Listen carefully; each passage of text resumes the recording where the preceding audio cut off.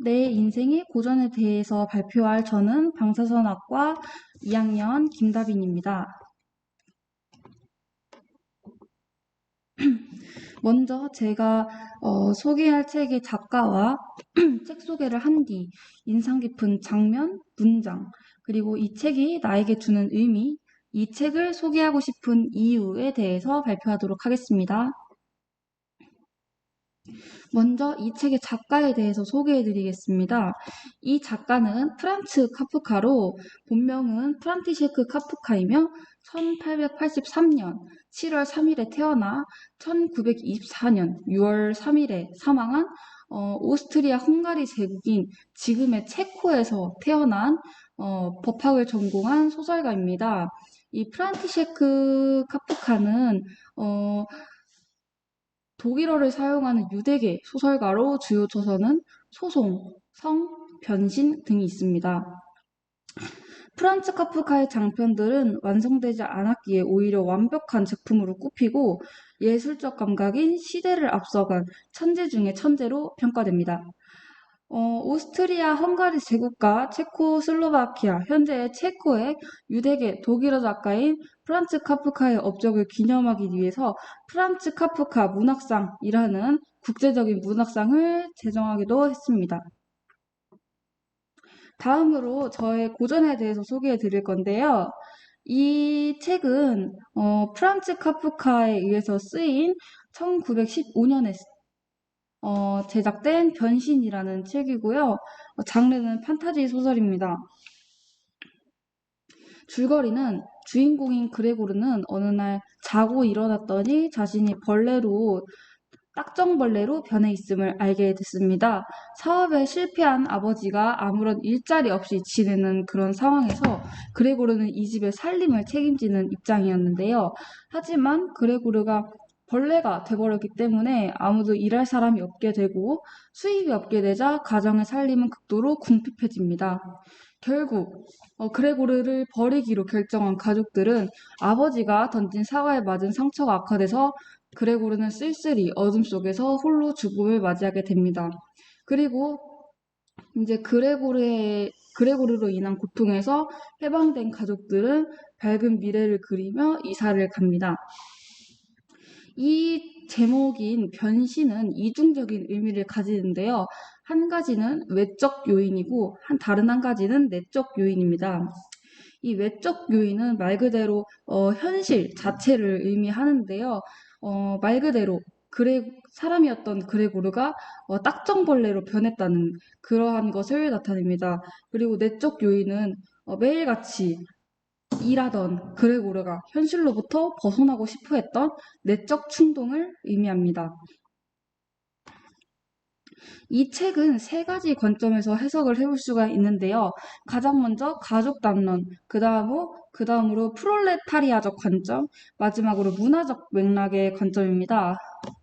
가족 담론이란 가족이란 과연 필요에 의해서 맺어진 관계인가라는 질문을 던져볼 수가 있는데요.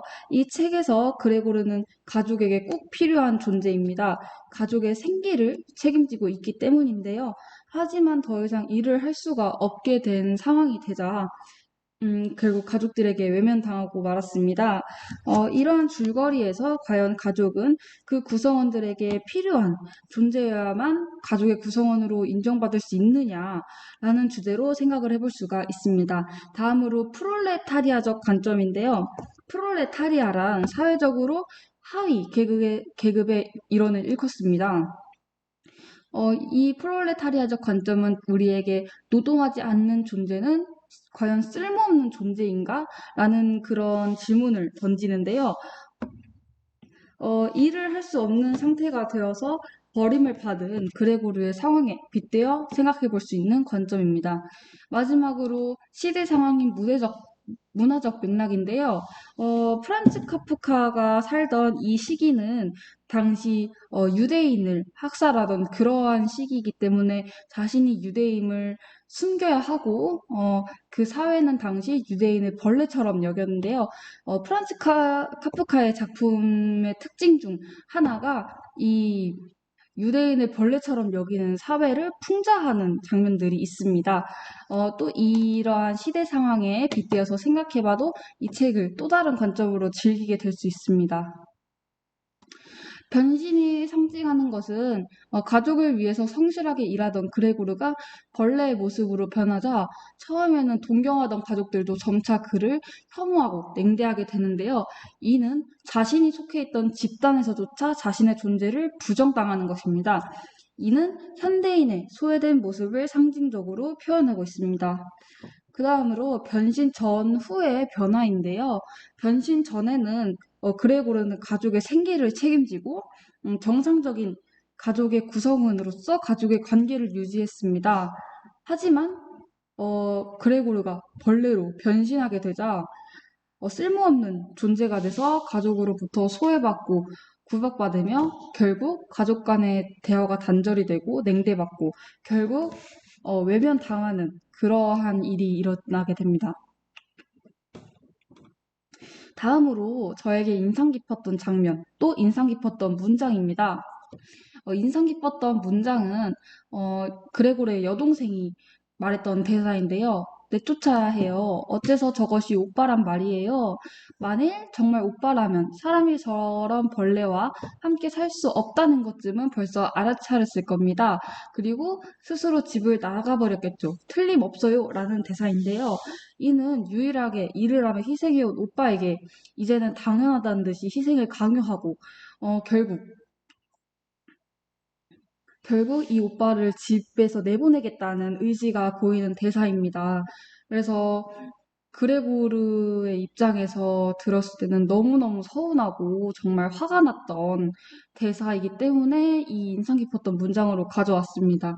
다음으로 인상 깊은 장면인데요. 그레고르가 죽어가는 장면입니다. 그레고르가 등에 사각을 꽂힌 채 등의 상처로 인해서 방 안에서 쓸쓸하게 죽어가는 장면인데요. 이는 가족을 위해서 희생하며 살아왔지만 결국 가족들에게 외면당한 채 쓸쓸히 죽어가는 어, 그러한 것을 의미합니다. 그래서 가족을 먹여 살리기 위해서 자신의 한 몸을 희생하며 살아왔지만 결국 버림받았다는 그런 의미에서 저에게 회의감이 들었던 그런 장면입니다. 다음으로 이 책이 저에게 주는 의미입니다. 가족에 대한 소중함과 바쁜 현대 사회에서의 자신을 의미를 할 수가 있는데요. 가족을 먹여 살리기 위해서 열심히 희생하면서 일하는 그레고르에게서 저희 아버지의 모습을 떠올렸습니다. 꼭 가족들에게 외면당한 그레고르와는 달리 저희 가족을 위해서 힘들게 일하시는 아버지께 꼭 효도를 해야겠다, 꼭 잘 챙겨드려야겠다라는 생각을 했고요. 꼭 쓸모가 있어야지만 가족의 구성원이 되고 가정이 만들어지는 게 아니라 가족 구성원 그 자체로 인정받고 사랑받으면서 비로소 그제서야 가정이 이루어질 것임을 깨달았습니다. 그 다음으로 바쁜 현대사회에서의 자신인데요. 이는 그레고르의 그 변신의 내적 요인하고도 이어집니다. 그래서 매일 똑같은 일상이 되풀이되면서 점점 지쳐가고 회의감이 드는 저에게서 그레고르의 모습을 떠올렸고요.